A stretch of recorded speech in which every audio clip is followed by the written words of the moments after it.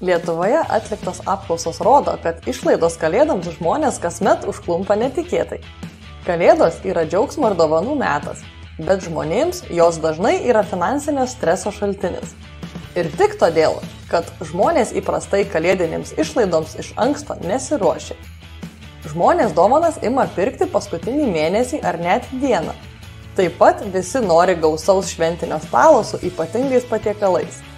Dėl neplanavimo ir skubos apsipirkimas tampa visiškai aklas. Perkama tai, kas papuola, negalvojama, kiek viskam teks išleisti. Rezultate šventinis periodas tampa finansiškai skausmingas. Apklausų rezultatai rodo, kad žmonės jaučia spaudimą dovanoms išleisti daugiau pinigų, nei nori ar turi. Toks spaudimas priveda prie pinigų skolinimuose. Dalis žmonių ima paskolas būtent kalėdų šventei. Ir nors kalėdos būna kasmet, bet žmonėms šiuo šventiniu laikotarpiu pinigų vis pritrūksta. Norint išvengti skolų, neplanuotai didelių išlaidų bei finansinio streso, kalėdų išlaidas būtina paversti planuotomis.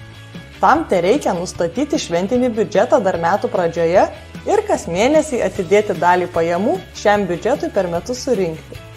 Kasmetinės kalėdų išlaidos yra puikus gyvenimiškas pavyzdys, kaip įprastai neplanuotas išlaidas galima suplanuoti.